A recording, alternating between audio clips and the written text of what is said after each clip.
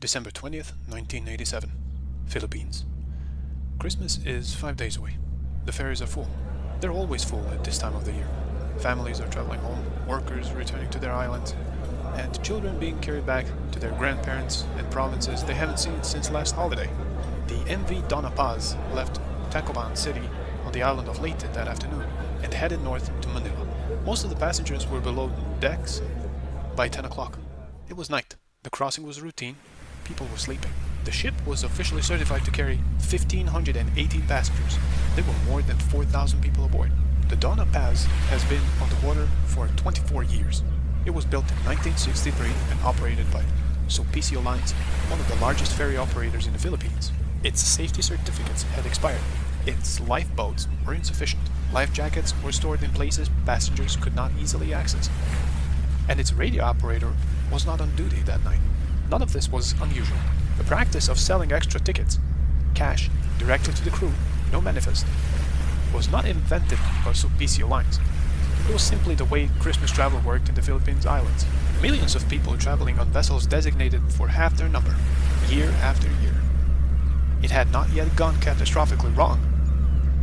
On December 20th, 1987, it did. The MT Vector was a small oil tanker, 629 tons, traveling south from Bataan towards Masbate. It was carrying approximately 8,800 barrels of petroleum products. The Vector also had expired safety licenses, also had known violations on file. At the moment of collision, investigators later found crew members were reportedly not at their posts. Shortly before 10 p.m., in the Tablas Strait, between the islands of Mindoro and Maritime, the two vessels found each other in the dark. The collision ignited Vector's cargo instantly. Petroleum spread across the water. Dona Paz caught fire within seconds. People asleep in their bunks below decks woke to flames and smoke and dark water. There were no clear routes out. There was no organized evacuation.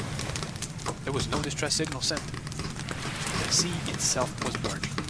Described what it looked like from the water. People jumping from the railings, already on fire, into a sea covered in burning fuel. Dona Paz sank in less than 2 hours. The fire burned on the surface long after the ship was gone. No SOS was transmitted. No Coast Guard notifications were made that night.